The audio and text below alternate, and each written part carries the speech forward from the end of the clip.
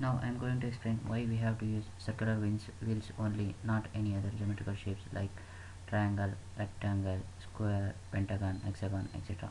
Now first of all, consider a triangular wheel. This is wheel and assume this is the shaft. This is what the distance between the shaft and the ground level. Whenever this wheel rotates in forward direction, this is what the distance between the shaft and the ground level. Now you can observe here the shaft will be lifted from its main position to some height. The difference between these two height is given by 17.31 centimeter. This is what the curve along which the shaft of the vehicle will move whenever the wheel tilts. The shaft of the vehicle will be lifted to a maximum height and then it is lowered to its mean position. Once again it is lifted from its mean position to an higher level, and then again it is fall back to its mean position.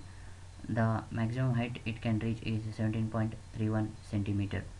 Now you can observe here, whenever the wheel rises to 17.31 centimeter, there is a gain in potential energy, that is E is equal to 17.31 K, where K is equal to mg. It is constant, that's why I took it as K. There is a gain of 17.31 K amount of potential energy. Whenever wheel turns further, there is a loss of energy which is equal to 17.31 K, because whenever the wheel turns further, the potential energy get converted into kinetic energy, due to which the vehicle will fall suddenly. Due to that, there is a loss of potential energy, and also there is a impact loading on the shaft of the vehicle as well as the parts of the vehicle. Now you can observe in square wheel, it is the height to which the vehicle is lifted and then it falls is 9.87 centimeter. For polygon it is 6.5 centimeter, and loss of energy also goes on decreasing as number of sides increases. Here for hexagon it is 4.2 centimeter, therefore loss of energy is equal to 4.2 K.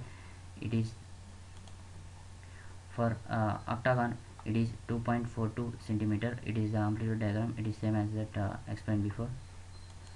Now come to circle.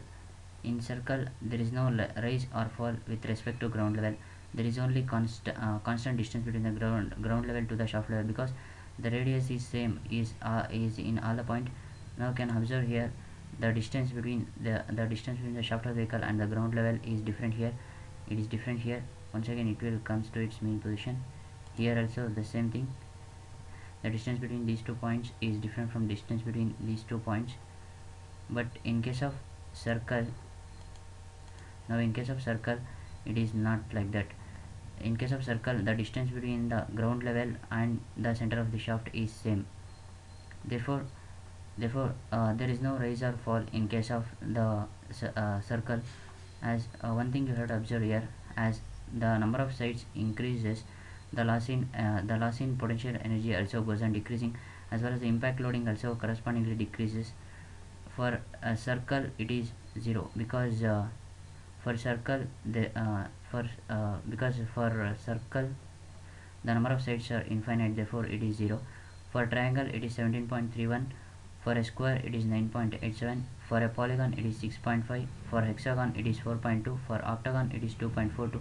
Finally comes to circle, it consists of infinite number of sides, therefore it is 0. From now onwards, guys, don't tell why we have to use circular wheels, means simply don't tell to reduce the friction. Actually we want friction to move the vehicle or to transmit power between any two wheels. Without friction vehicle won't move. This is what the explanation why we have to use circular wheels only.